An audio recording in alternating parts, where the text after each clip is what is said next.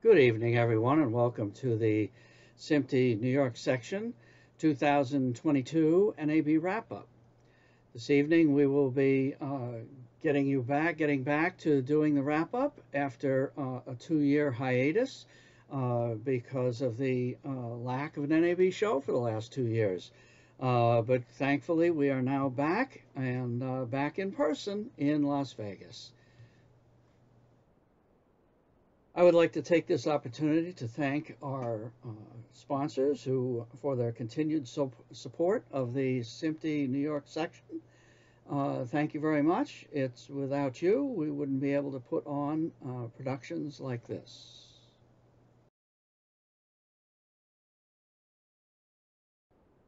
Before we get started, I would like to do a little housekeeping on behalf of the New York Section. We have the results of the recent SMPTE elections, and for committee chair we have Ed DeLauder for a term of 1 year, and then we have Barry Grossman for a term of 1 year. We also have as newly elected managers for a term of 2 years, John Acosta, Yuri Vasquez, and Joe LaGrassa. For the Connecticut subsection, we also have as chairman Brian Kobolars and Wes Simpson as secretary treasurer. I'd like to also take this opportunity to thank the New York Section managers whose term is ending at the end of June. Anthony Click, Nick LeBone, and Mark Foreman, thank you very much for your continued efforts, and thank you for everything you have done. We also want to thank our present managers, John Gallagher, Farisa Amid, and Bernice Herskovitz, for their continued efforts going forward. Thank you. And now, without further ado, we would like to present you the NAB wrap-up show. A big thank you to the producers, Farisa Amid and Brian Kobolars, as well as the technical producer, Bernice Herskovitz. And without further ado, take it away, Farisa. Hello, everyone. Farisa Ahmed, I'll be your moderator for today. And let's just get straight into it. We have, so everyone attended NAB 2 years after COVID, and I think it was the first in-person one. So we have David Leitner, we have Tom Mauro, and we have Mark Schubin, who are going to be presenting what they found or didn't find at NAB. So first we have David Leitner. He's a SMPTE Fellow, Oscar-nominated producer, director, and Emmy-nominated cinematographer with over 90 credits in dramas and documentaries, including 8 Sundance Film Festival premieres. From 1977 to 1985, he was director of new technology at DuArt Film and Video in New York, and responsible for innovations in optical printing, cine lens, and camera testing, film to tape transfer, and Super 16. So without further ado, I'm going to bring on Mr. David Leitner. Good. So we need you to share your screen. Okay. Hello, everyone. I'm going to take you on a fast roller coaster ride. It's my idiosyncratic tour of NAB. As soon as I get my screen up. NAB 2022, can less be more? Was attending in person worth it this year? That's probably the burning question tonight.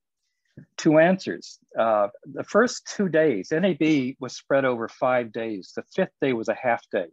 So the first 2 days were a Saturday and a Sunday, and days 3, 4, and 5 were Monday, Tuesday, and half Wednesday.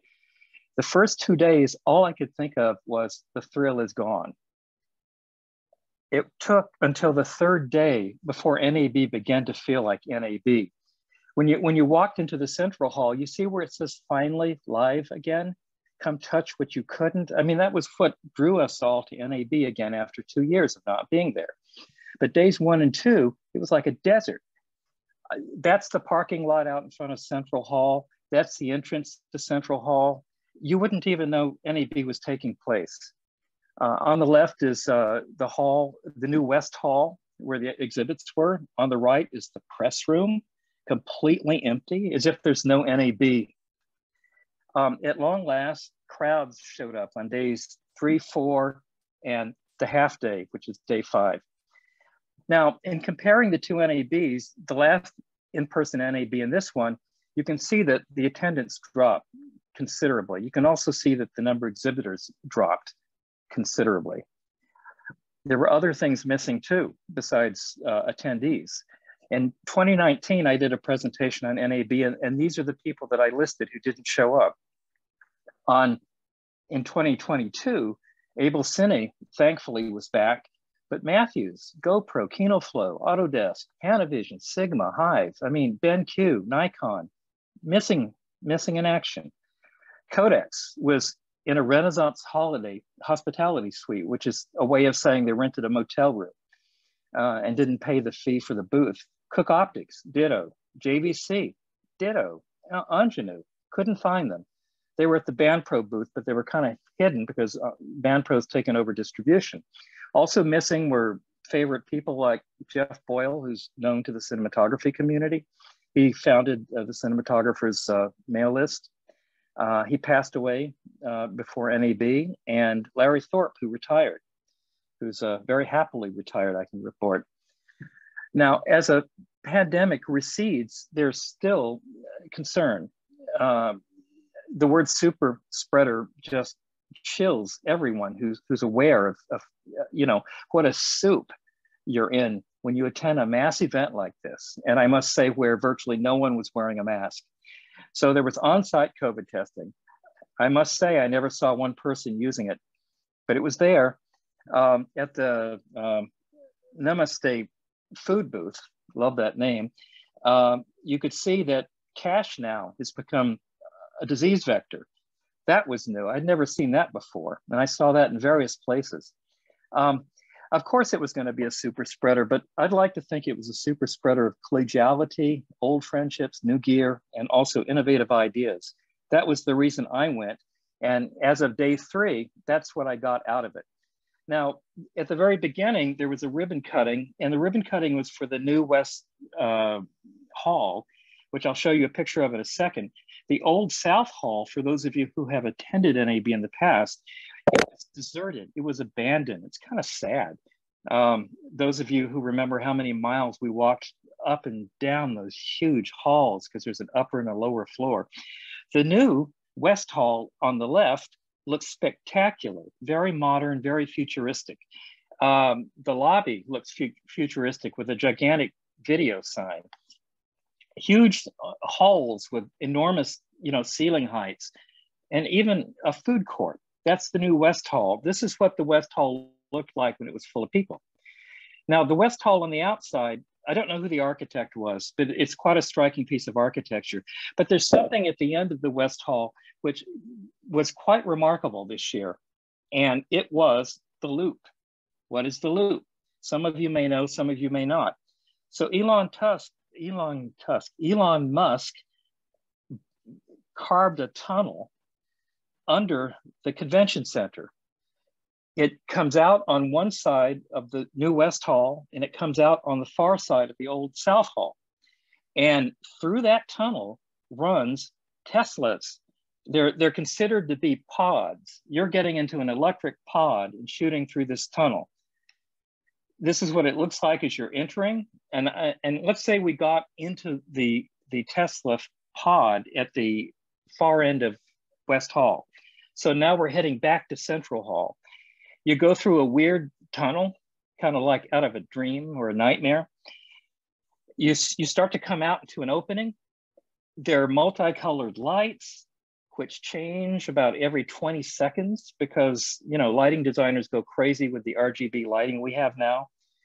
And what you see is a series of Teslas lined up. And what this is on the left are NAB attendees who would come underground and get in these cars and ride from one hall to the other. I mean, they would get whizzed underground. It's really fast, it's really smooth. the drivers are pleasant. Now, when I first read about this, I thought these cars were going to be sent through the tunnels under, you know, by remote, not by remote control, but without a driver, because that was the original proposal. I don't know whether it's a state law or not, but every single one of them had a young and pleasant driver who you could ask questions of, and I started asking questions. I found out that there's a warehouse with 100 Teslas next to this site. And at the peak of NAB, they were running 80 Teslas at a time through these tunnels back and forth. I asked about the speed limits because the original idea behind the loop was speeds of 155 miles an hour. I'm not making that up. You can go check it out. Well, one of the drivers told me that the first day of NAB, the slow day, they could drive at 40 miles an hour. But Monday, when everyone showed up, they were ordered to drive at 25 miles an hour. So much for 155 miles an hour. You have crazy thoughts like, well, what if a Tesla breaks down in the middle of the tunnel? Because, you know, cars always break down. Turns out that every one of these Teslas in the truck has a foldable hitch that folds out, and if a car breaks down, the car that's in front of it will back up, hitch itself to that car and pull that car out. That's kind of cool. I even saw a cop car, a security Tesla. Anyway, the loop can save you a 45-minute walk from the South Hall to the West Hall.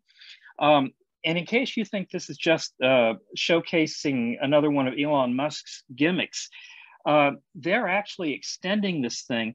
It's going to be a 29-mile tunnel when it gets done, connecting 51 stations, including the Las Vegas Strip and the Harry Reid Airport.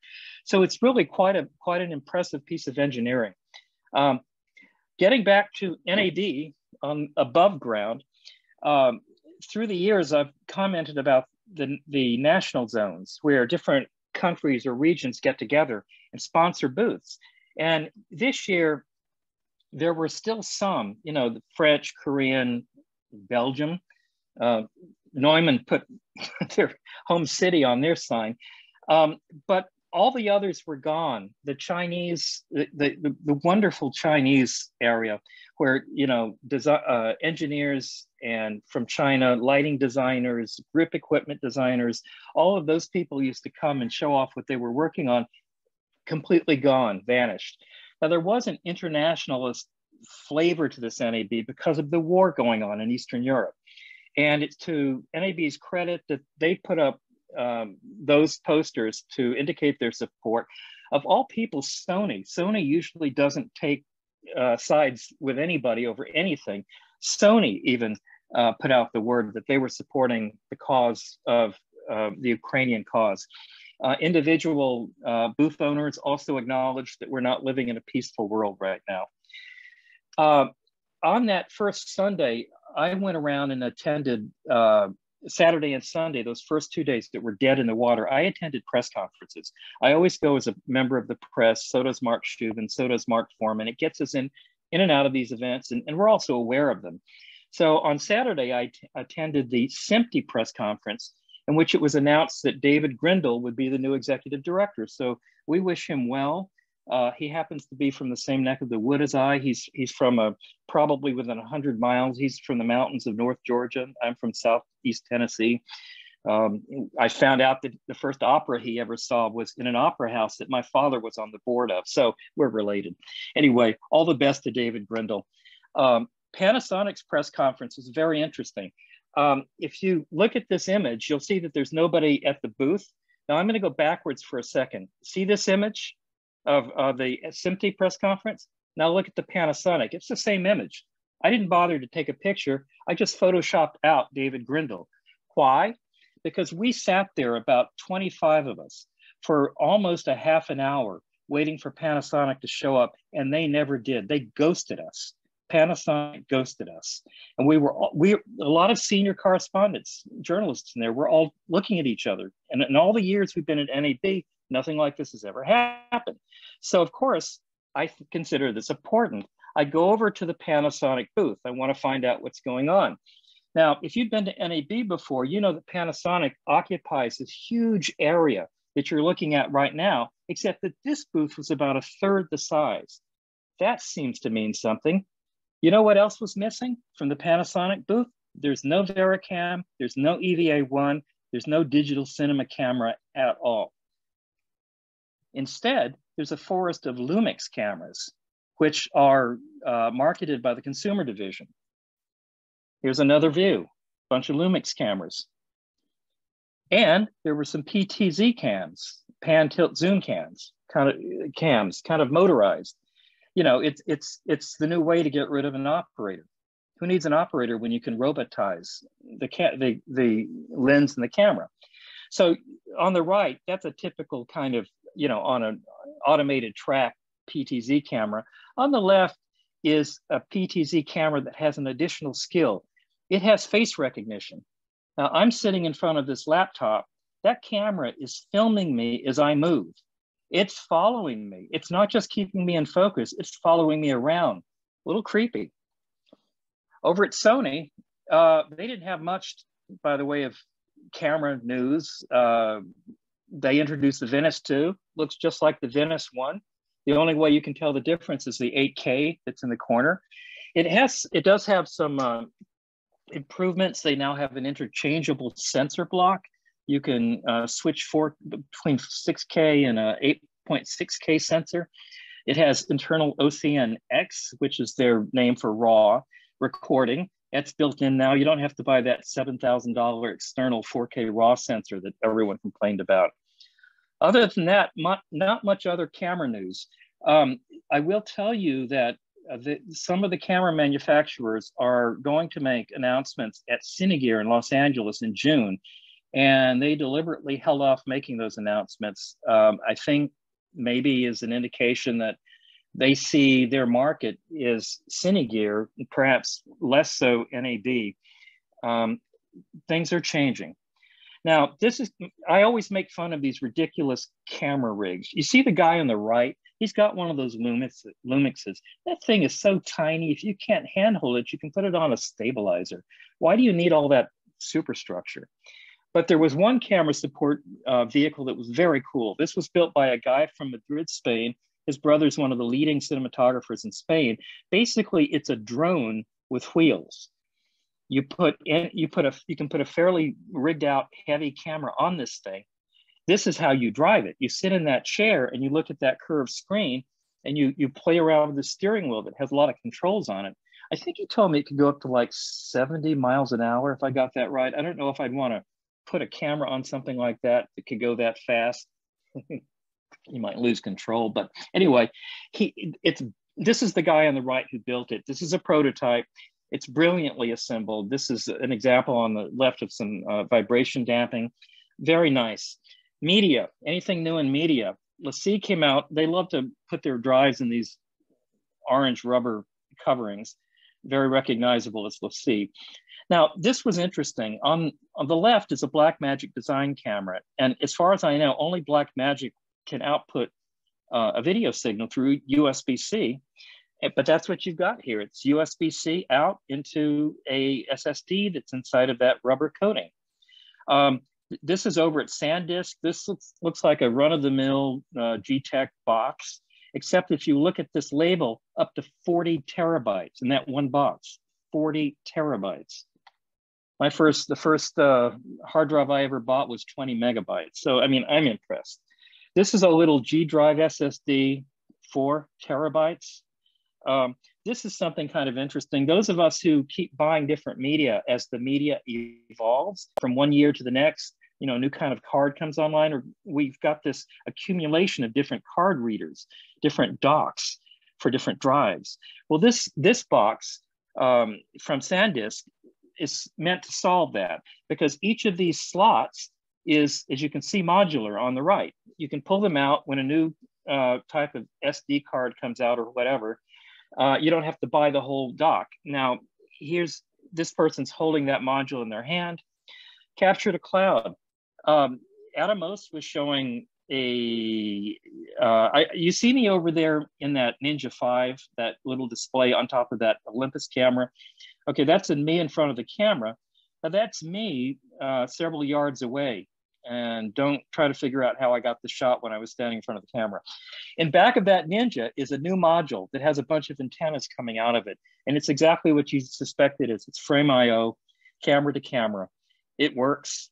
The world is moving and changing, as I said. Lighting. This is very cool. This is a very small screw-in light bulb, but it's not any ordinary screw-in LED. Look at the right. You see how you've got controls for dim and mode, and then CCT, color correlated temperature and hue. That tells you that this thing is red, green, and blue capable. And indeed it is. It comes in a box like that. You can buy a kit, but you can buy them by themselves one at a time. They're under $100. They're pretty cheap. You can see some of the, I tried to capture the different colors. Now on the right, these different devices, why would you screw in like a battery holder for a light like this? Well, maybe you've got a dead lamp that's not even plugged in. Maybe you want to use your cell phone to control the colors of this bulb. Maybe you want to run the bulb by a battery and have full, Bluetooth control, that sort of thing.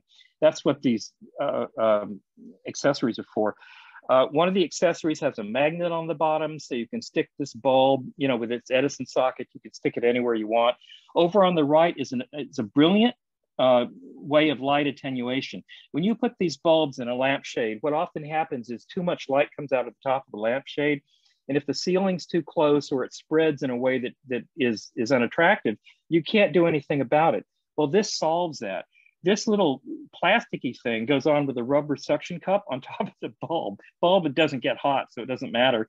And you literally open and close these plastic vents, and it turns it into kind of a light valve. Kind of cool, huh? The Aperture debuted a SMD surface mount device, brighter, more output light, 600D. This is from BB&S. This is also probably an SMD light, but it has a Fresnel in front of it, which means it can focus its beam. This is from DeSisti. Now, Vittorio Storaro, the Italian DP, talked DeSisti into making a whole bunch of very unique and peculiar lights. They all have different shapes. This one's circular, some are square, some are triangular, some are octagonal. It's got to do with, I don't know, the Greek muses, but I don't want to go into that right now. This is one of their lights, and you can see that it comprises all of these little reflector LEDs that merge pretty well. They don't create a grid pattern like the grid light panels type of lights do. On the right, you would think that this is a very, very lightweight light, except that the power supply and is not attached to it, transformer. This is Fabio DeSisti. This is this beautifully designed power source that, in fact, does attach to the back if you want to, or you can run it 100 feet away. It's quite remarkable what they've done.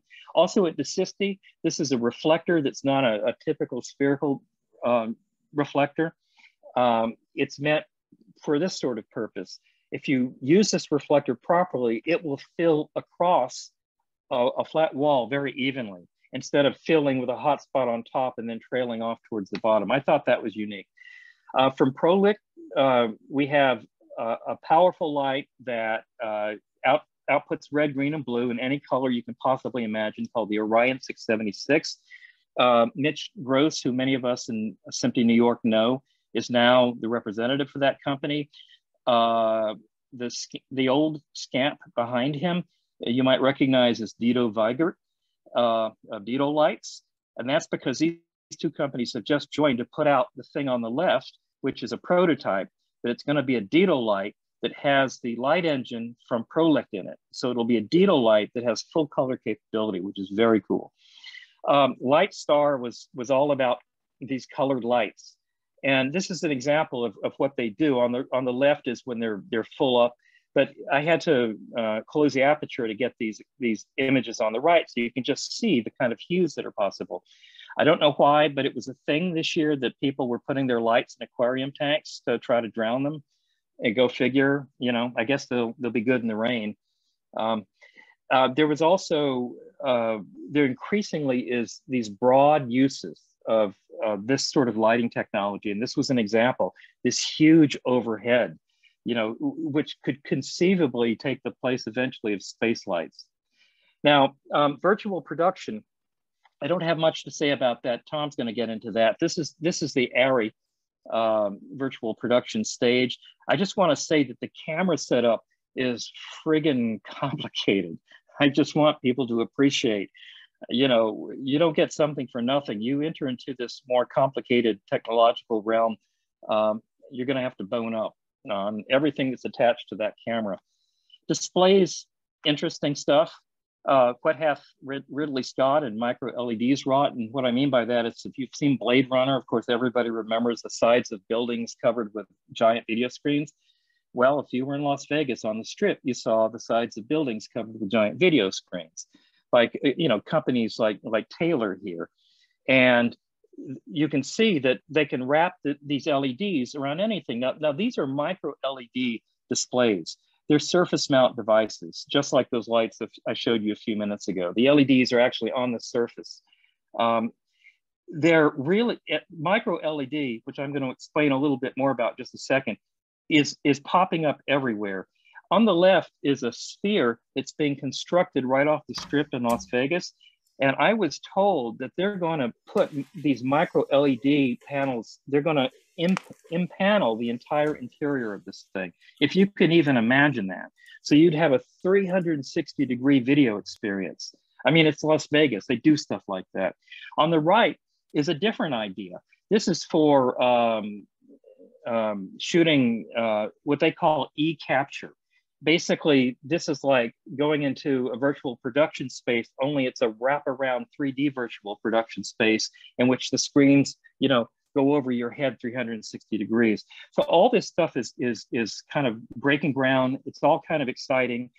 Now, micro LEDs, as I mentioned, are really interesting because, you know, there are LEDs and all kinds of variants of LEDs, like quantum LEDs and that stuff. There's mini LEDs, which is what you see in Apple laptop displays now. That's a dual cell or dual panel LED, where one of the light emitting LED panels is pushing bright white light out so that it can achieve higher nit output for HDR and that sort of thing. The problem, the most impressive image that many of us have probably seen comes off of OLEDs. But the problem with OLEDs remains that they are limited in terms of their peak brightness, and they tend to burn in. They still do. I was talking to a guy at NAB who had a beautiful, like, huge OLED, like the 60 or 70 inch range. He said that he was watching during the Ukraine invasion. He was watching CNN so much that the red CNN banner thing burned in along the bottom of the screen. And he used all the routines that are inside the TV set to try to wipe it out, and wasn't successful. So OLED still has issues. You know what doesn't have issues? You know what gets as black as an OLED gets and gets really darn bright? Is a micro LED. Why don't we have micro LED TV set? The problem is it's a challenge to reduce the pitch of those LEDs. Right now, what you're looking at right now is a 110-inch screen. It's like a gigantic screen that you might have in your house. The pitch is 0.6 millimeters. It's 4K. This is the most beautiful screen I have ever seen in my life. It's kind of jaw-dropping. I can't explain it, but you have to take my word for it. And I was just marveling at this. I was kind of mesmerized. And as I was standing there, I noticed this guy standing next to me. And I said, "Do you work at this stand?" Now, the company is Planar, and they're a leader in micro LEDs. And he says, yes, I've just gotten to NAB today. I've just gotten off the plane. And I said, oh, let me ask you a question. Is this 110-inch screen a screen that we can buy? He says, well, it's not considered a consumer product yet, but he just installed one on a yacht. I said, really? I said, well, how much did it cost? And he says, well, you have to have $500,000 to buy it. I said, well, who in the heck, has that kind of money? And he said, he just installed it. He just came back, in fact, from installing one of these on a yacht owned by the Prince of Oman. So I thought I was pretty impressed by that.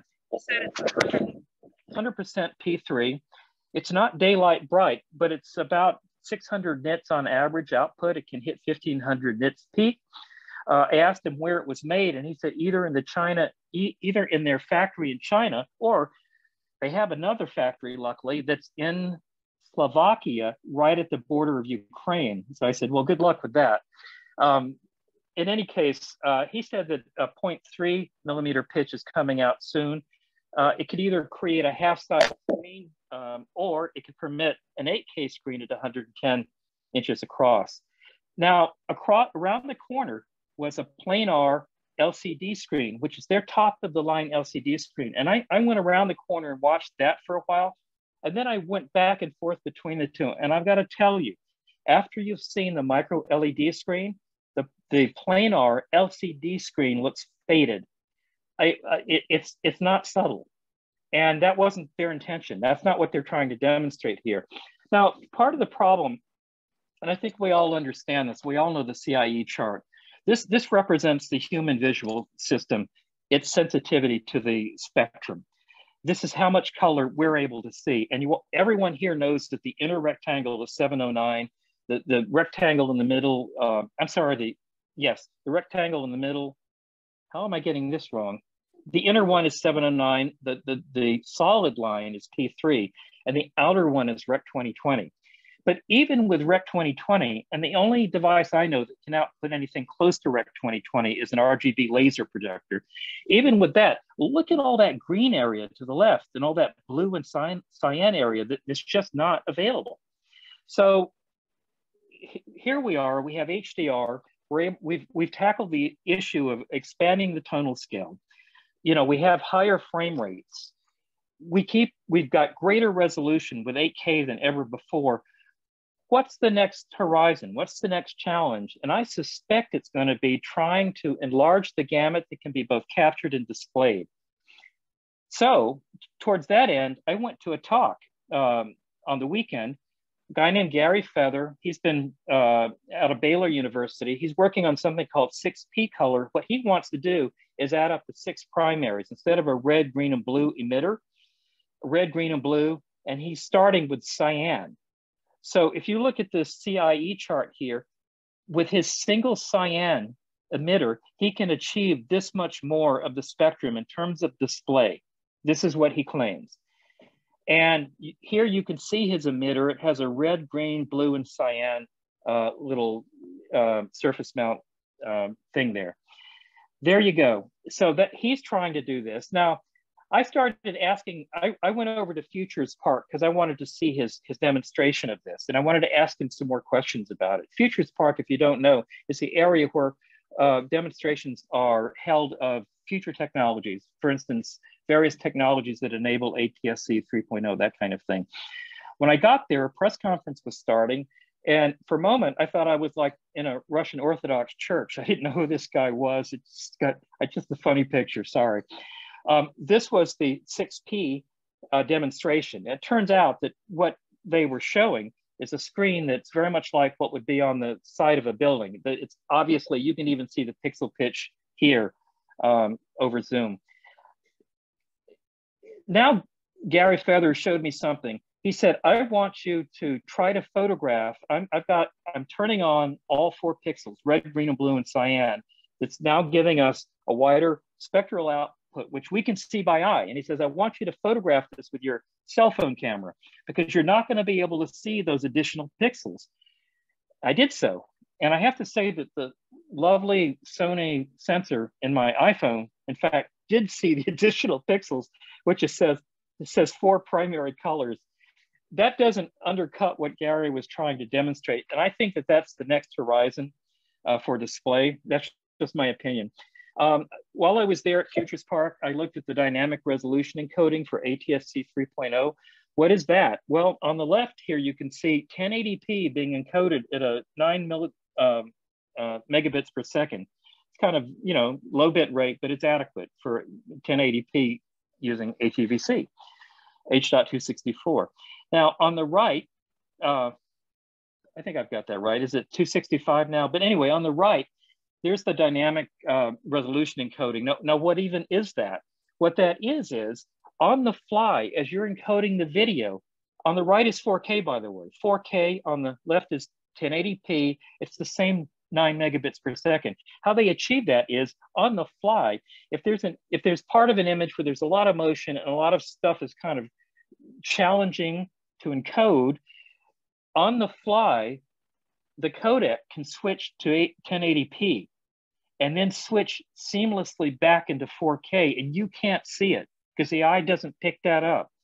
So it sounds like a cheat, but it's a way to encode in 9 megabits per second a 4K signal. I was kind of really impressed. So I went over to Fraunhofer to ask them what they were up to. These are the guys that come out with video codecs. And this is their new one, VVC, that they've been working on that's going to be introduced soon. It's H.266, even a 50% greater bit rate reduction, you know, which sounds to me like would be useful for broadcasting eventually 8K, although I don't know who would have an 8K, but anyway, in their home, but that's another story. Video decks, this is the littlest one I've ever seen. That's a quarter on top of the deck. It's a HyperDeck Studio HD Mini from Blackmagic. You know, I just had to show you this. It's the cutest thing ever. I don't know what use I would have for it. Telecine, remember film? Stuart Hunt, been working for Sintel for a very, very, very long time. And I'm happy to report that Sintel introduced a light source that's 6 times more powerful at NAB. This machine previously transferred film at about 10 frames a second. Now it can transfer at 30 frames a second. It's a 3 times increase in speed. And they have 2 models now. The previous model was sprocket driven. The new model is capstan driven, which means because there are no sprockets, damaged film can go through it, can travel through it more easily. That's all I've got for tonight. Believe it or not, next year is the centennial. NAB is going to be 100 years old, and happy birthday to them. Thanks a lot, guys, for watching.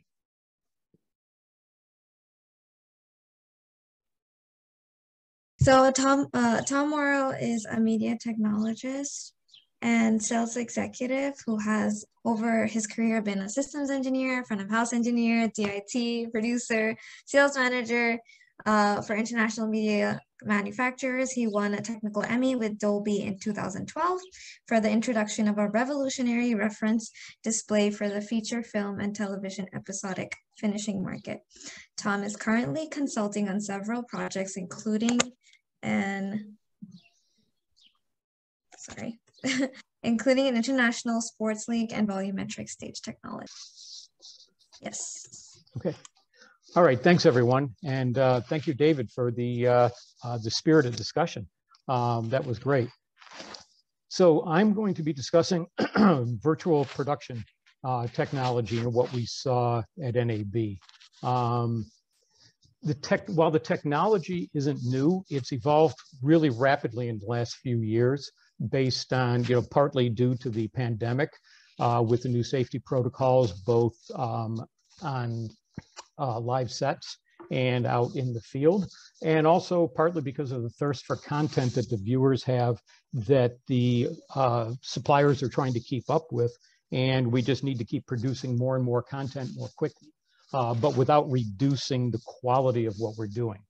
So today, the global virtual production market size has been valued in 2020. So this was during the pandemic at $1.4 billion.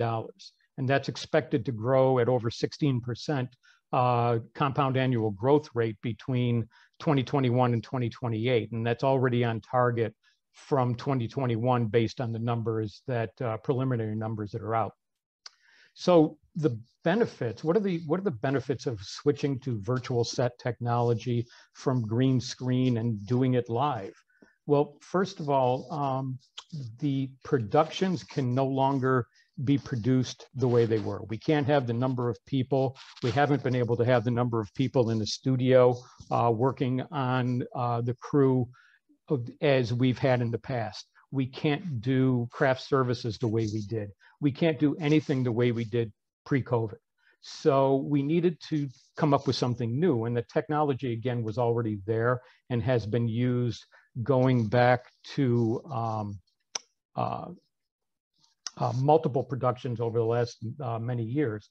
And green screen technology is still there as well. But what green screen does not give you, aside from being able to produce things more safely, is it doesn't give you the creative freedom and the storytelling capabilities to have your actors immersed in the scene so that they're interacting with each other and having a more natural performance. They're talking to a dot on the wall, or they're talking to something that's just not there in front of them. And it makes it more difficult and less personal. And the ability to capture the realistic reflections, like the one discussion I had recently with somebody who said that they were using a virtual set. They had sunlight coming in the evening at sundown, and it reflected, because it was coming off the screen, it actually reflected in the glass table that was sitting on the stage, and it looked exactly like it would have had it been shot live looking outside through the window. And you really did not see the difference. And these reflections can be produced in post, but it's a lot more difficult, a lot more time consuming to make that look right. So the virtual production can speed the process. And some people are saying they're seeing a 30 to 50% increase in productions, or reduction in time to do a production. And obviously that equates to saving money. So virtual production, what does it look like?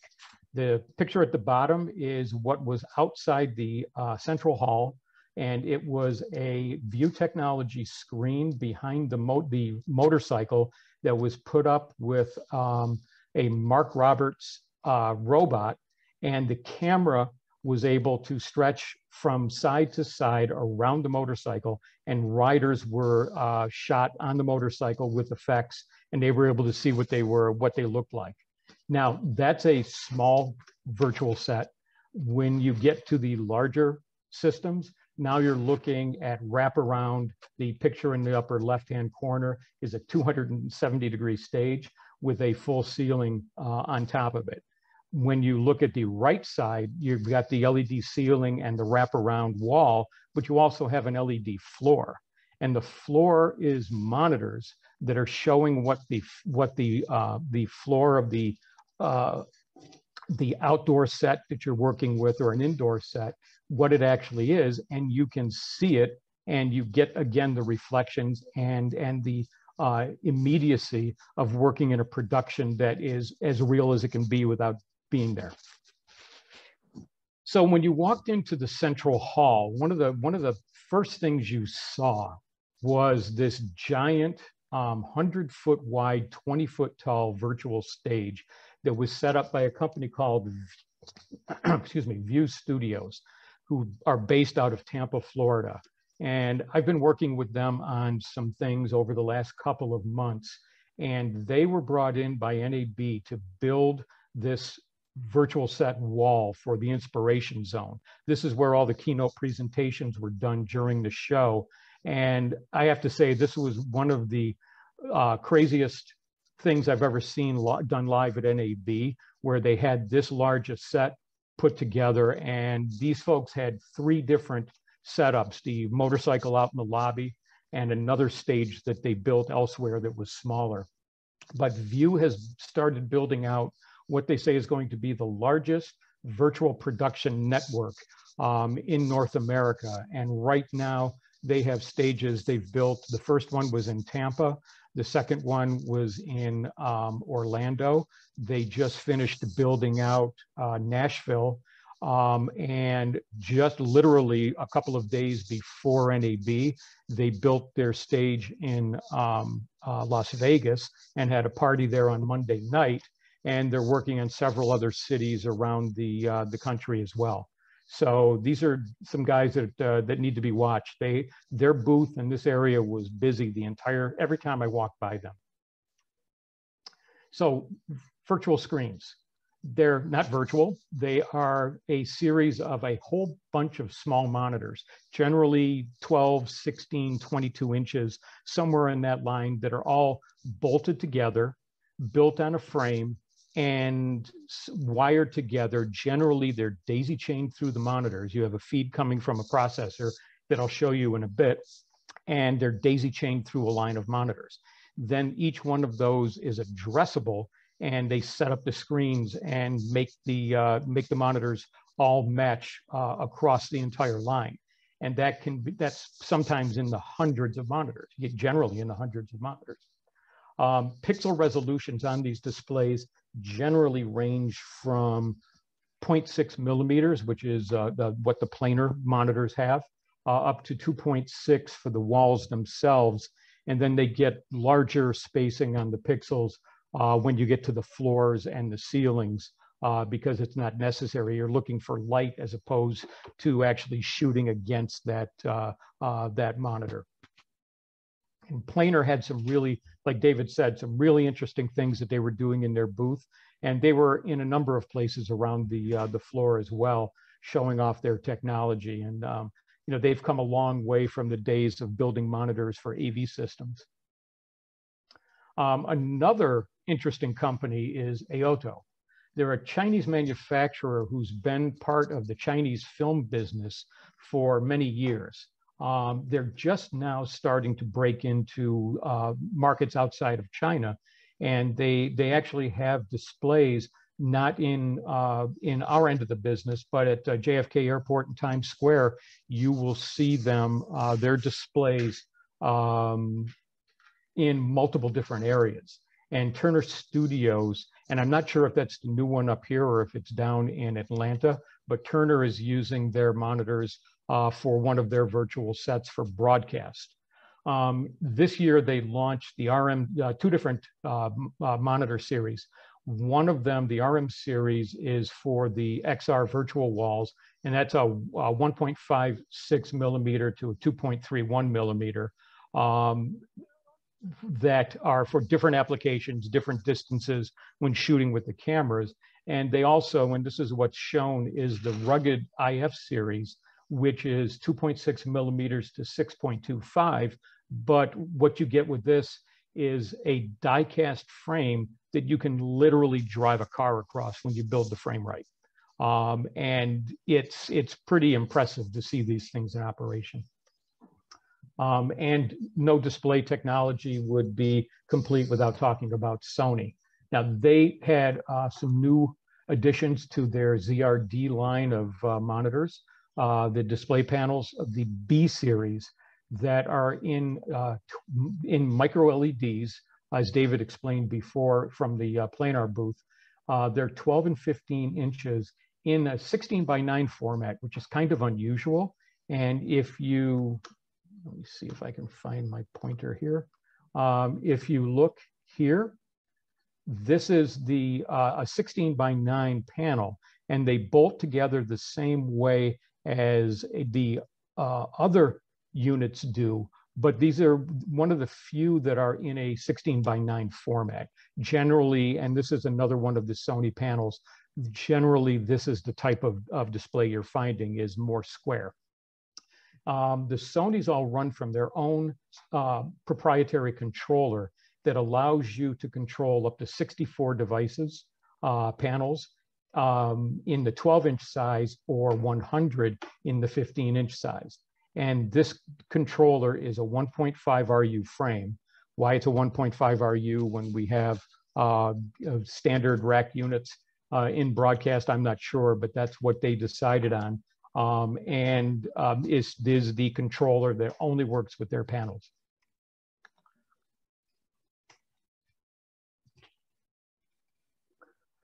So what do you use to control these? Aside from Sony's, generally, the Brompton Technology is a maker of the processors, and they've been doing this for a number of years. Their technology was used in live concert and live venue situations over the last several years, and they've gotten into taking that concept and that technology to a new processor that's used specifically for virtual sets. And what they've put together is a pretty impressive package that drives with backup auto failover features, drives the hundreds of monitors that you need on set, and does a really good job of it.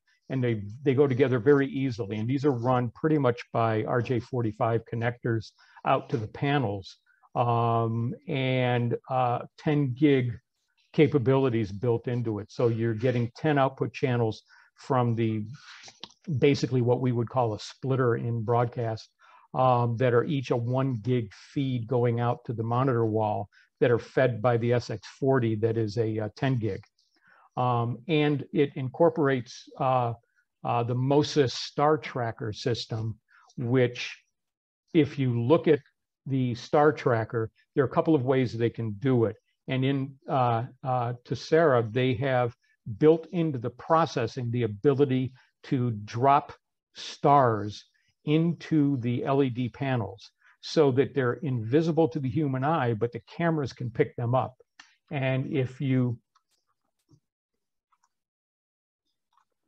look here, this is the sensor that goes on top of the camera that tracks all these lights that are up in, this is on a light grid or in a ceiling, when you, for the other way that you can do it. So you're not just doing it on the video wall itself, you're doing it from the ceiling. These stars don't have to be in any specific position. You randomly put them on the ceiling, you put them on other places where the camera can react to it, and then you have an optical grid that it looks at and knows exactly where your camera is in relationship to everything that's on the set. It's very interesting, and from what I could see, it worked very well. Mark Roberts Motion Control is a British company. The motorcycle in the lobby in front of the Central Hall was using one of the Bolt X's for their camera control.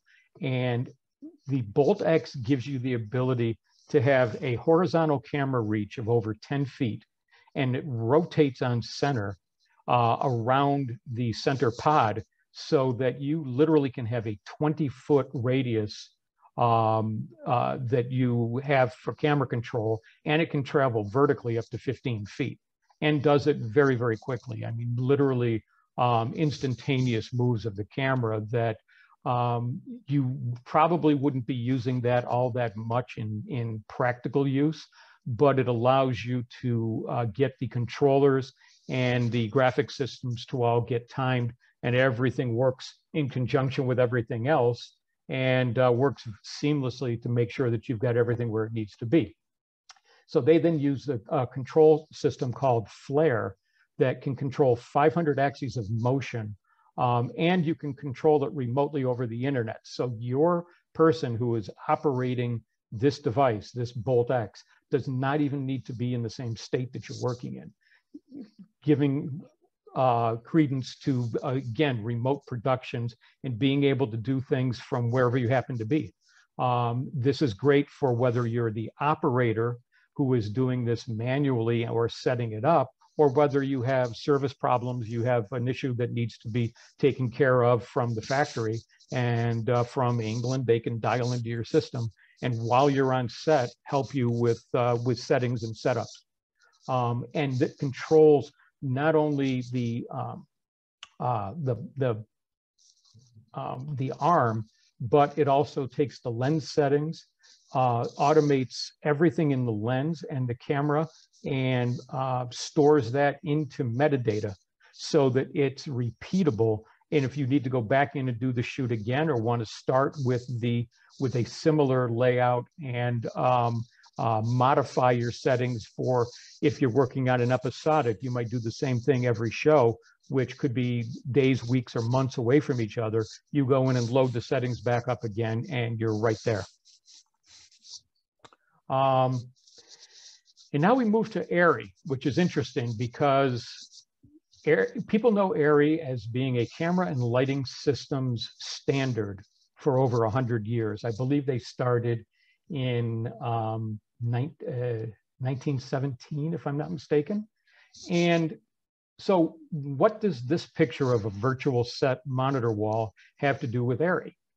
Well, last summer, they announced the opening of a state-of-the-art mixed reality studio in the UK. The studio consists of a volume that is virtually 360 degrees.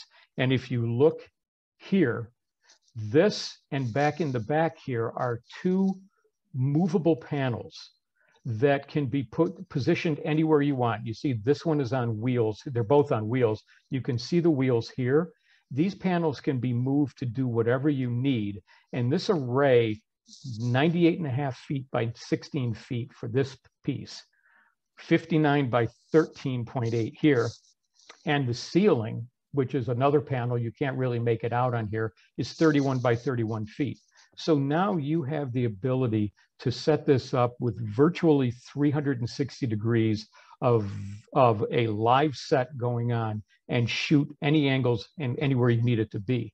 And ARRI has now since then built another system for Dark Bay, a German studio in Babelsberg.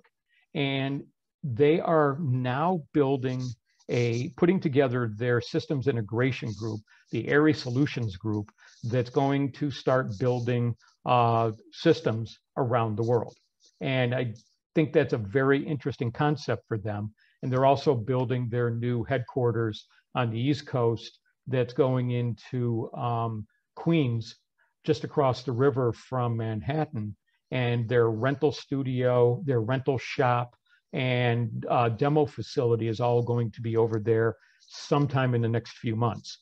So ARRI is definitely on the move, and some interesting things that they're in the middle of these days. Now, along with that, I'd be remiss, and they would too, if they didn't have their lighting.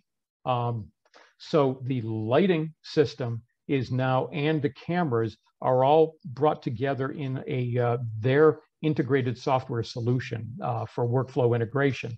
And their LightNet controls all the lights dynamically, looking at what's going on in the camera, what's going on in the graphics engine that's driving everything, and making sure that your production is able to, again, do what you need to do, but at the same time, it's repeatable. All the settings are there, all the settings are stored, and everything can be repeated from show to show. The technology today is moving forward at paces that just a few years ago we would have thought would never happen, and yet here we are. So something needs to drive all this, and I think everybody who's ever looked at anything in virtual sets knows who Unreal Engine is.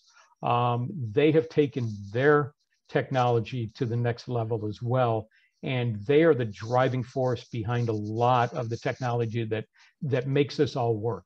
To say that, as I say on the bottom here, to say that they have almost single-handedly changed the landscape of our industry, I think is kind of an understatement.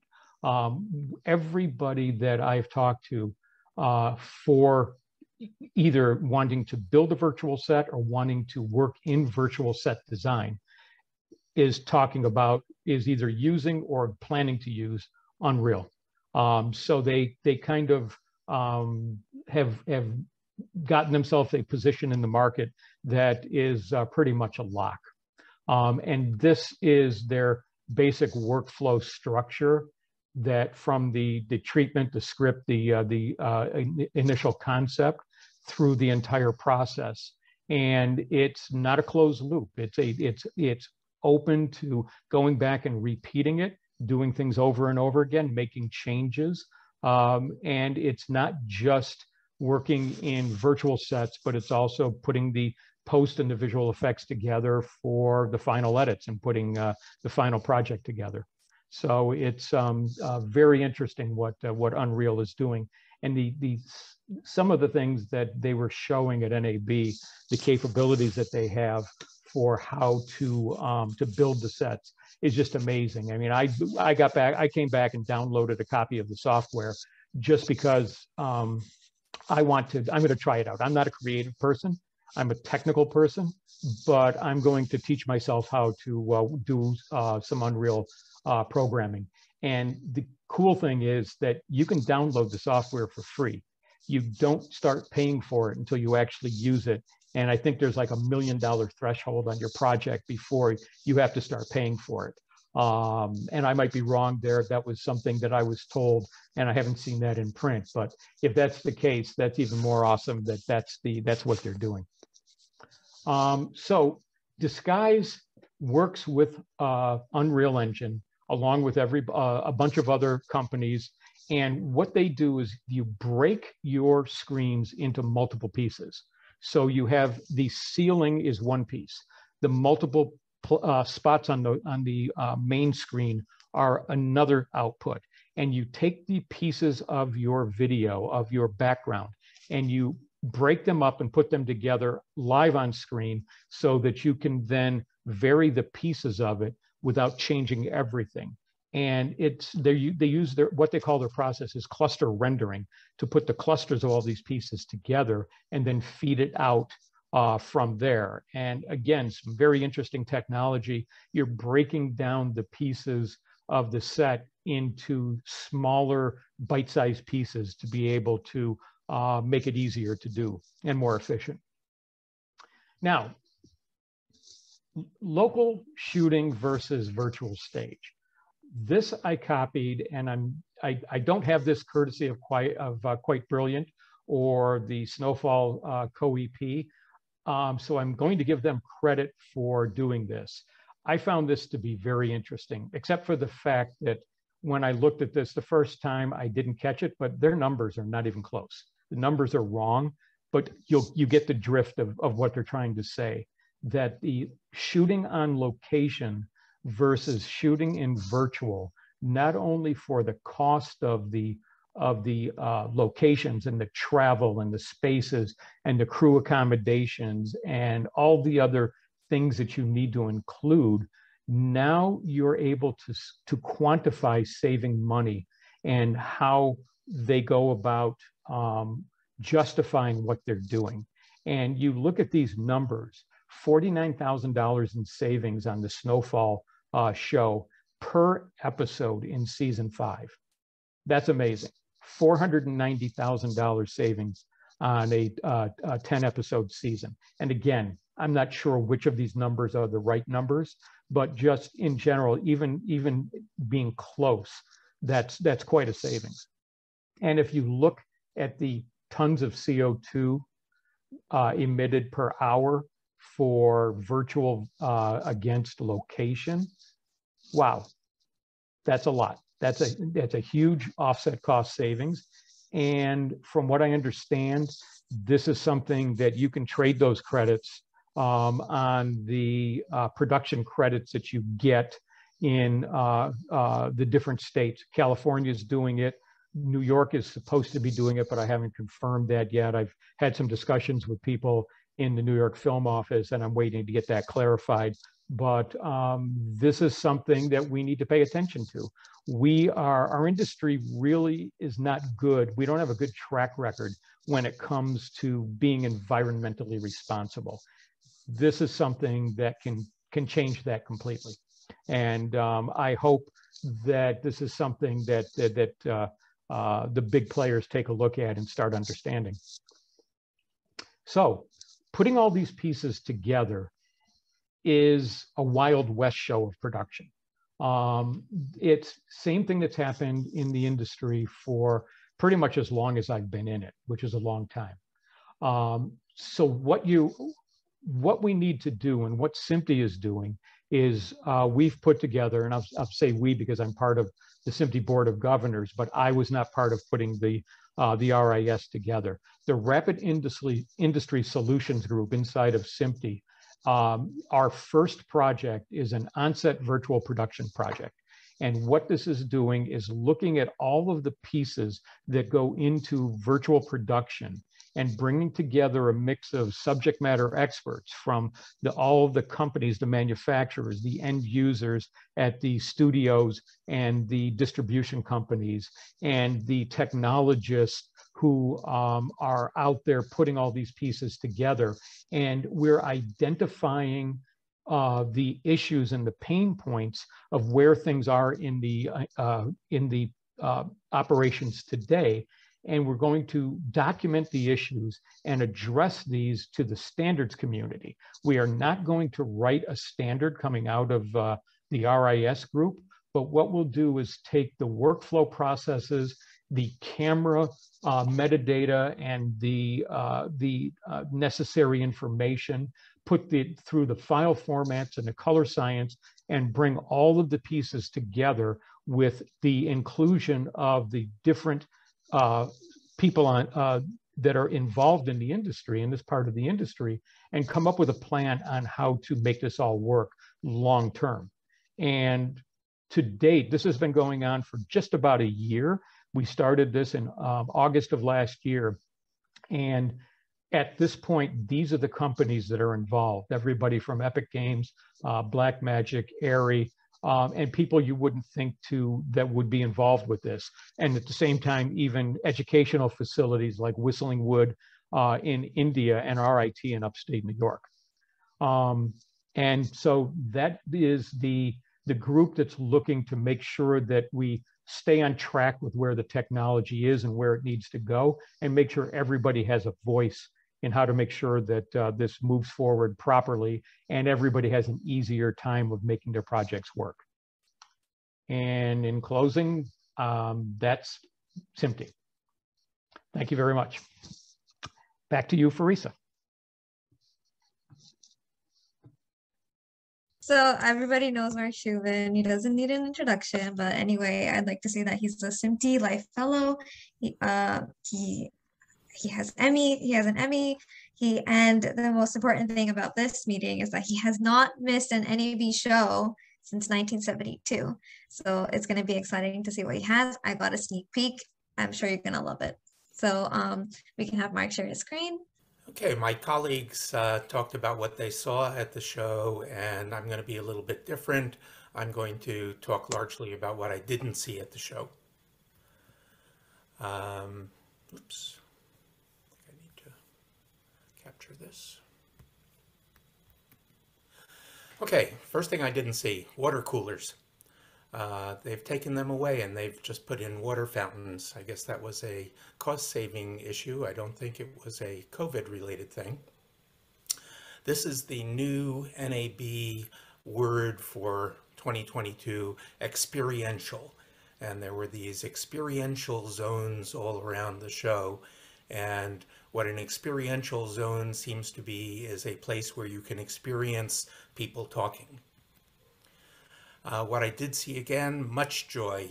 We seem to want trade shows despite the availability of the internet. Much incremental improvement. After all, it's been 3 years. Much democratization. Everything is cheaper and easier to use, and some unusual business shifts. On the improvement side, David talked about this, the Sony Venice 2, and he mentioned that it's got either a 6K or an 8K sensor. And in the 6K, there's absolutely nothing wrong with it, an absolutely wonderful device. But if you put in the 8K sensor, you can't use the Rialto bridge, which is that thing in the upper right that allows you to take the camera head and split it off if you need something small someplace. And if you're shooting 8K at the highest quality, you can't use the existing recording cards. And so you have to get a different card, the S66. This card, by the way, this 1 terabyte card, it sells for $4,000. This is the 8K Association's newsletter. And as Tom was saying, sustainability is a very important term these days. And so they had someone write a story about sustainability, and he said, what on earth did I think of when I offered to write about 8K and sustainability? And his conclusion is basically, well, it's not really sustainable, but we're doing the best. Irwin Young tragically died this year. He was up there, he was 92 years old, but it's still a tragedy that he's no longer around. He was a former SMPTE president, and one of the things at his memorial was his very emphatically talking to a group and saying what's in front of the camera and what's behind the camera matter much more than what's in the camera. And it's not just the equipment is something that's been an issue for a very long time. This is a copy of Television Digest in 1955. A delegation went to the UK and said that their television pictures look better than ours. Now, at the time, we had about 480 active lines, 30 frames per second, and a 6 megahertz channel. In the UK, there were 375 active lines, 25 frames per second, and a 5 megahertz channel. So why did their pictures look better than our pictures? And among possible explanations that people came up with was that they cleaned their lenses. So this was my favorite product that I saw at the show. It was at ARI, they were giving it out. The front line of image control, absolutely something for cleaning the lenses. This was another wonderful giveaway, a crystal radio that allows you to listen to AM radio stations that was being given away at the Gates Air booth.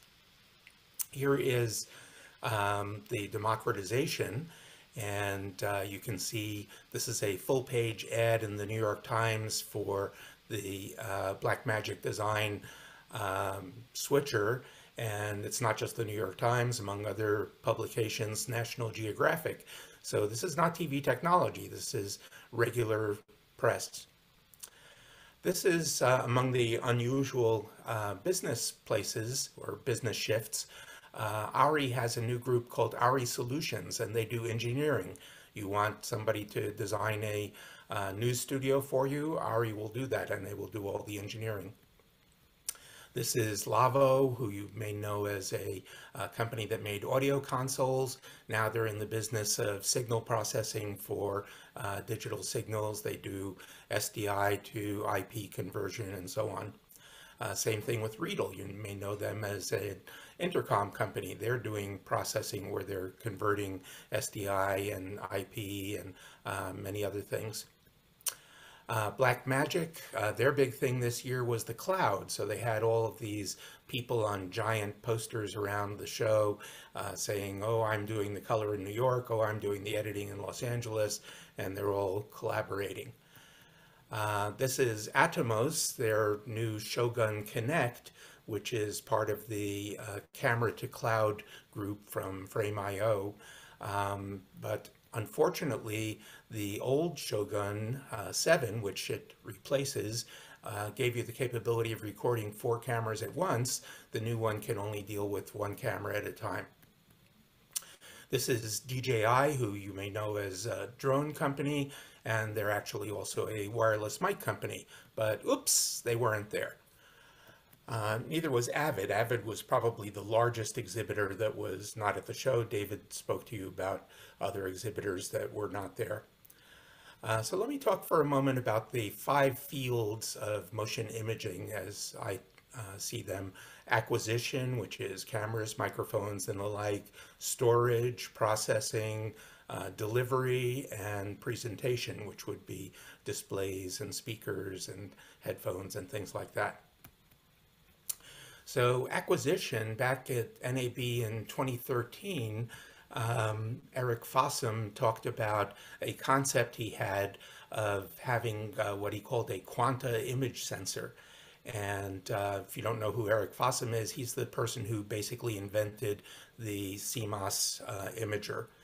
And he now has a company called GigaJot, and they did come out with a camera that has the imager in it. It's not really an entertainment camera, but I ran into someone on the show floor who said, I want to take that image sensor and try to use it as an entertainment camera because it's extraordinarily sensitive. It can count individual photons and has a read noise of just 0.35 electrons. Now, Canon had something very similar. They call it a SPAD sensor, single photon avalanche diode, and it can make identifiable pictures to 0.0003 lux. That is a light level that is so low that human beings cannot see anything, cannot make out an object. It's about 25 times darker than a starless night. And they have a 3.2 megapixel version that was just announced. Canon was at the show, but Canon did not have its SPAD sensor there. Canon also has this thing called a free viewpoint system, that allows you to position a virtual camera anywhere in a space by using multiple cameras to define that space.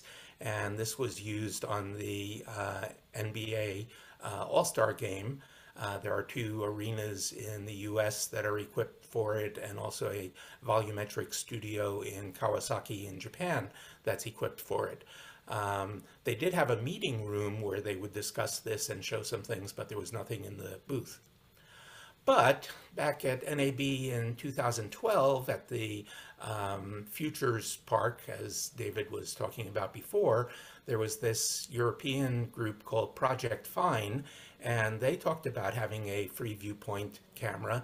And this is what they were able to show in 2012 with just 6 cameras. There was no overhead camera. You can see the shots from the 6 cameras on the left.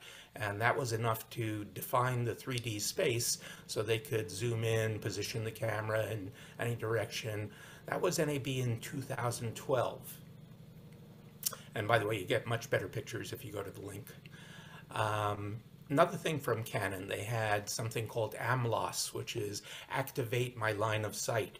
It takes a simple pan, tilt, zoom camera, divides it into 3 images, and for video conferencing, it allows the viewer to pick up on whatever image seems to be most appropriate at the time. Wonderful device. They showed it at the Consumer Electronics Show, did not show it at NAB. Now, this is what was shown at the Futures Park. At that time, it had a different name. At NAB in 2009, it was actually live holography. So there are lab type stuff that used to be shown in the Futures Park. So this is what I would have loved to have seen in the Futures Park. This is a complete camera system, including the optics, and it's the size of a grain of salt. That would have been very exciting to see at the Futures Park. No one had anything like that. Here's another thing that I would have loved to have seen at the Futures Park, a liquid crystal meta lens. So you can just feed an electrical signal into this meta material and it will zoom the image without having this very wide lens thing sitting on the front of your camera, but that wasn't in the Futures Park either. Back in 2005, in the storage area, NAB was showing holographic storage from 2 different companies, InPhase and Optware.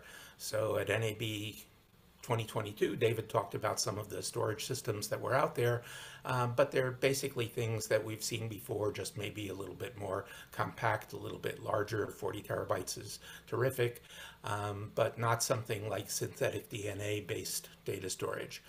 So a storage system that we didn't see at NAB is Group 47. And this is a slide that Group 47 had in 2017, so bear in mind they're 5 years more advanced at this point. They have physical media, and it's essentially film, except it's a metal alloy tape instead of a see-through film, but it is human readable. So when nuclear war happens and everything gets destroyed, you can still have this archive, and the archive tells you how to build a reader to play this, and that how to build thing is human readable, and you can see that on the tape. And this is something that they say they know will last at least 100 years and perhaps will go considerably longer. This you saw in Tom's presentation about the motorcycle in the Central Hall. I'm not going to talk about that. He did a wonderful presentation on virtual production, but I will say a little bit more about the Unreal Engine, because the Unreal Engine can work all by itself. You don't need to have the LED walls. You don't need to have the motion controlled camera. This is from a little tiny opera company, White Snake Projects. They're an activist opera company, so this was an opera about incarceration, and it was done during the pandemic, and the singers were all in different places, and they were using their smartphones to shoot stuff, and yet they were using the Unreal Engine to create the backgrounds and that little bird on the right and so on. So it's a wonderful thing, but Epic Games was not at the show, and Unity's engine was also not there. Epic Games had people at different booths, as Tom mentioned, but as a company by itself, they were not there. This was a drone that was in the silver parking lot outside the Central Hall. And the exciting thing about this drone, I mentioned delivery, it's not that it drops things off at people's houses. It's that they're using ATSC3 to fill in the gaps of the GPS system so that you can navigate things tighter. And they're very excited about being able to use ATSC3 for that. So here is an article that appeared in GPS Journal about using broadcast TV signals to fill in GPS acquisition. And yes, it's wonderful, but this was published in 2005. And if you look at the bottom of the center column, it says that they were actually using analog TV signals and they worked fine. They could also use ATSC signals. And, you know, you've seen at the Olympics various drone displays where precision location was required, and they've all had it. They didn't have to use ATSC3 for that. So this is Skip Pizzi at the Futures Park press conference that David talked to you about. The Futures Park was largely about ATSC3 and all the wonderful things it can do. So one of the things it can do, the 8K Association says ATSC3 can handle 8K video. And yes, they can handle it. They talked about 3 ways they could do it. One is with channel bonding, so you get more than one station to transmit part of the signal. Another is with cross polarization, so you use horizontal polarization for one type of signal, vertical polarization for another, and if it rains, that doesn't work very well. Or you can do enhancement via broadband, so you can transmit the base layer, say 4K on the ATSC station, and then enhance it up to 8K via some broadband connection. But we could deliver the 8K by broadband in 2016, so what's the big deal about involving ATSC3 in that? So ATSC3, I don't want anyone to say I don't like the system. I think it's magnificent. It's a superb transmission system, perhaps the best ever. It's extremely flexible in data versus robustness. It's IP native, and there's something else that no one ever talks about. But it's a good thing. The bad stuff is all associated with the transition. The transition to ATSC, everyone got a second channel. Not happening for 3.0. There's no receiver requirement, which there was for the original ATSC. And the government doesn't pay you to get an adapter to use it on your TV. It's extremely robust. Here is someone picking up the signals while landing at SeaTac Airport. I'm not going to say who this person was because the person probably doesn't want to be hit for using a television receiver on a plane that was landing. But here's that wonderful thing. This was a project in Europe to look at energy consumption of different methods of watching TV. And here's the results, and there's like just no question about it. Over the year, digital television is vastly superior when it comes to sustainability to any form of streaming. Vastly, it's not close. You know, the left columns in each case are the over-the-air digital television. So that's what everyone should be talking about for ATSC3, that it's incredibly sustainable. But that was not something that came out at the press conference at the Futures Park. 5G technology, similarly flexible. You can have short distance with very high data rate, or you can go long distance with lower data rate. Here is a speed comparison that was published, and you might argue with some of the stuff, but basically they're saying that today's 4G LTE can maybe deliver 1 gigabit, and 5G is going to start at 1 to 3 and maybe get up to 20 gigabits. And but in the real world, there's an average speed of around 50 to 80 megabits for 4G LTE, and for 5G there's clearly a typo here, so maybe it's supposed to be 200 megabits at the end instead of 100 megabits. So definitely an improvement, but not a vast improvement, not a game-changing improvement. And of course there's 6G coming, and it can deliver 1 terabit per second at small distances. So here's a company that said that they could do just-in-time cloud streaming. Now we know what happened to just-in-time distribution in baby formula, just about anything that we're buying. So when Sports Video Group went around to various exhibitors, most of the exhibitors, oh, we're showing this, oh, we're showing that. They went to Evertz, and Evertz said, oh, we think we can deliver, which is a great thing to think. But what about if we go to the cloud? Well, Disney was shut down, Disney Plus, basically, when Amazon Web Services went down on December 7th. Also, the Disney parks had problems based on that. It's a tweet from WQXR, the classical music station here, and they said, oh, we're really sorry that you can't get us over the web because of the Amazon Web Services going down. Why don't you try listening to us on the radio? Here's a list of some major cloud outages in 2021. It's absolutely not just Amazon, Microsoft Azure, Google Cloud. Everybody has problems. So Larry Ellison said, oh, a customer told him that Oracle's cloud never goes down. Sorry, but it goes down too. So here's something. Tom just showed this as one of the companies that's involved in the RIS for SMPTE, and it's Packet Fabric, and they have a router that will connect different clouds, so you can have multiple clouds, and if one goes down, you can rely on the others. They were not at NAB. Here's VMware, and similar kind of thing. You could have multiple things, but they were not at NAB. Sky TV, which is a company that got its name because of satellite delivery, is now no longer using satellite systems. It's only getting stuff via fixed line. But meanwhile, there are things going on in satellite. Here's a story that 40 new SpaceX satellites were destroyed, but not such a big deal because they've already launched 2,547 of these Starlink satellites. Very impressive. They've been delivering the internet to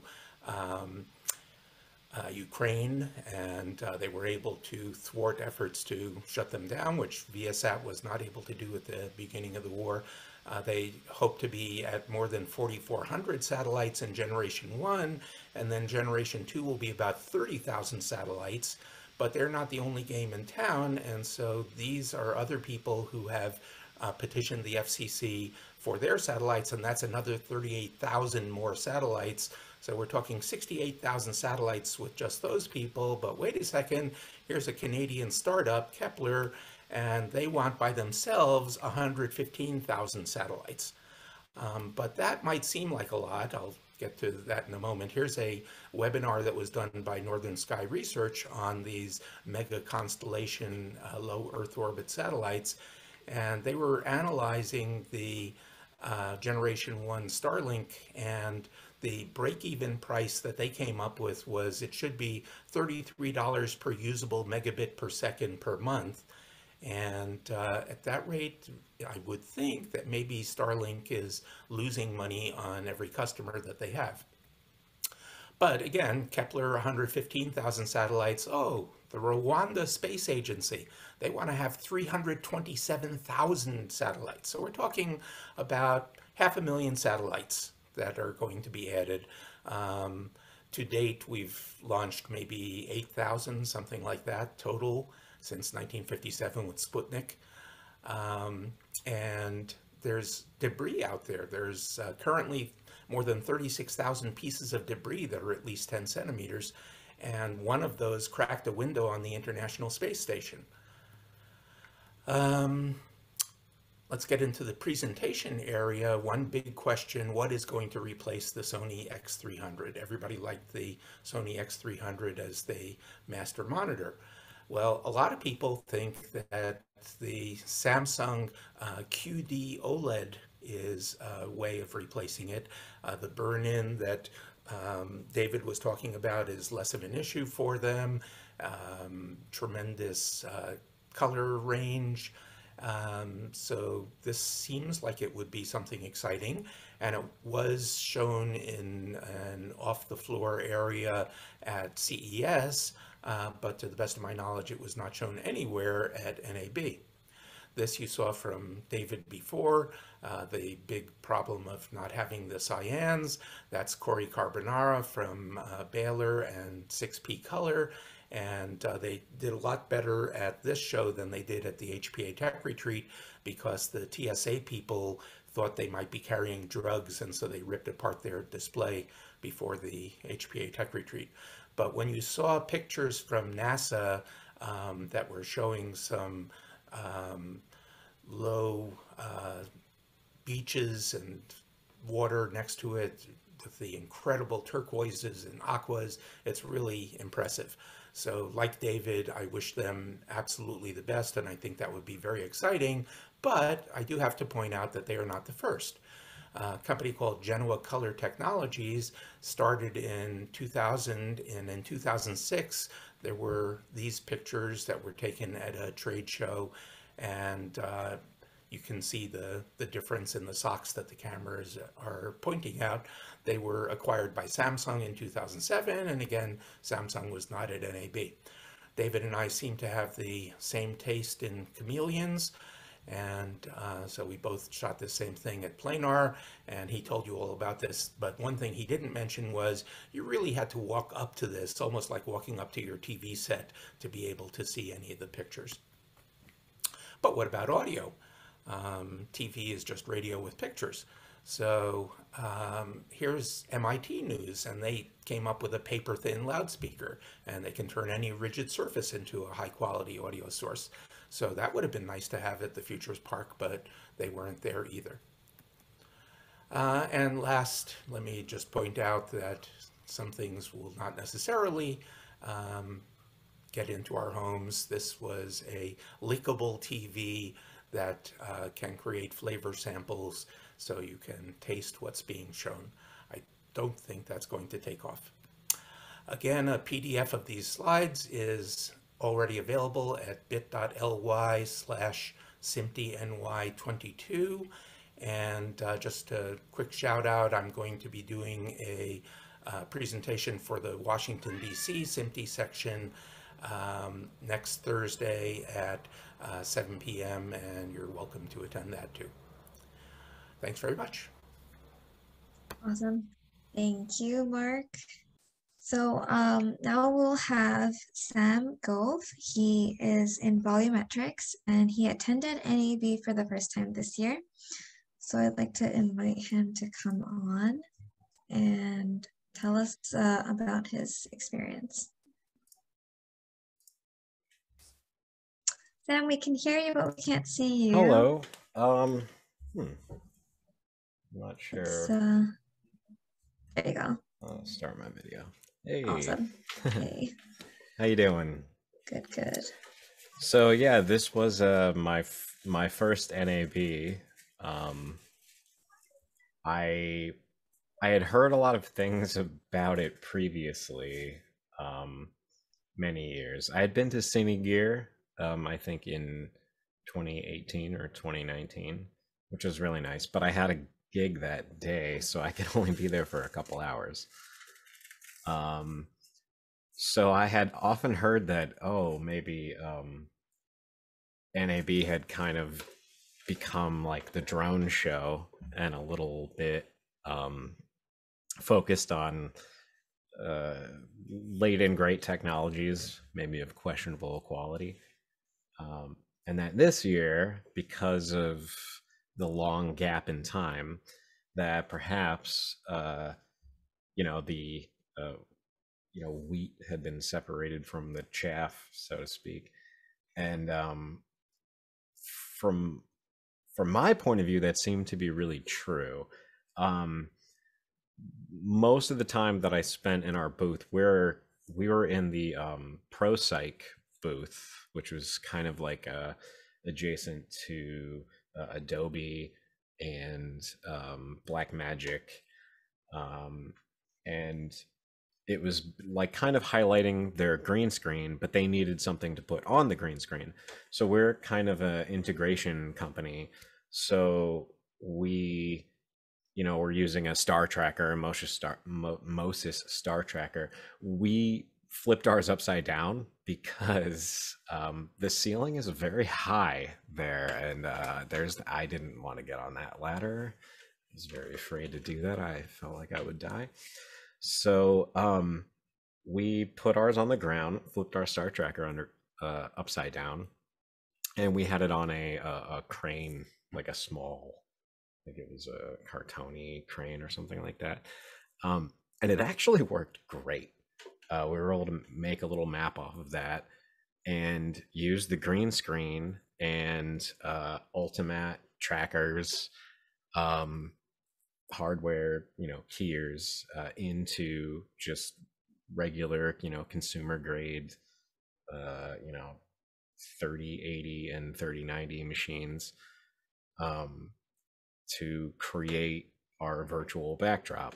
And the kind of cool thing about green screen that I think makes it significant over, the LED walls that everybody is using right now is that you can actually like see the ground and you can see people's feet, and you can use shadows from those keys to kind of put you in the world so that you don't actually have to truck in a bunch of dirt and throw it on the ground, which is what a lot of what you would see in other LED wall productions.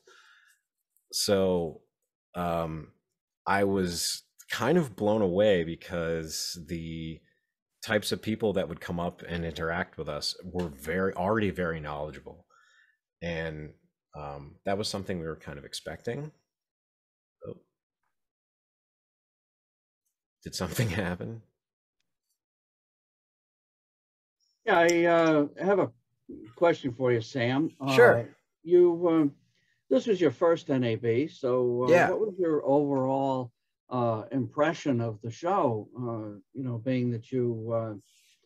Well, it was kind of unbelievable because the amount of people that would come by. Like I talked with a guy from the Department of Defense, and I thought he was joking. I was just kind of like, talking to him about our star tracker and our crane and everything. And I just casually kind of asked him, oh, what industry are you? And he goes, oh, I'm with the Pentagon. And so I just kind of cut him off and said, oh, well, so if you tell me what you do, you'd have to kill me. And then I just assumed he was joking, kept talking with him until I looked down at his badge. And I was like, oh, he works for the DOJ. This is awesome. And this guy is very cool. So, did you get a chance to...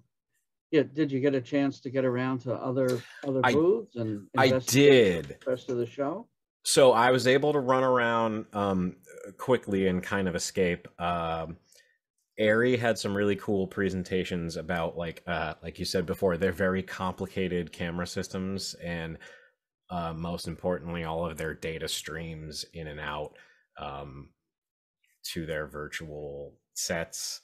Also, I was able to visit Dado of Dado Light, who is a personal hero of mine. I mean, he's done some really amazing things for, just cinema in general, and lighting technology. So being able to interact with him was a highlight of that event.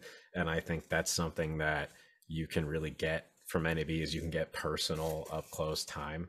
Like when I went to visit ARRI, it was supposed to be a very set event, but there were so few people there at that point that they just walked around to us while we were waiting for the event to start and said, hey, what do you want to talk about? I mean, we're supposed to talk about this, but that's not necessarily what we have to talk about, and take our card and let's talk about it in email. And that's a thing. I mean, that kind of, it is a small community, and that's kind of the coolest part of this, is that you can have, really good quality time with really serious people. Yeah, and very that goes good. a long way. All right. Well, thank you very much, Sam. So for giving us your as a first goer presentation, or your first going view of NAB. Yeah, I can't wait for next year. I, probably see you there next year. I hope so. All right. Back to you, Farisa. Thank you, everyone, so much for attending. This is my first time moderating, so I hope it went well. I hope you had a good experience. Yes, this will be recorded and hopefully up on YouTube pretty soon. And we'll see you at the next one. Thank you very much for attending this evening. And now we're going to have a short 9-minute photo montage created by Mark Foreman. So sit back, relax, and enjoy the show.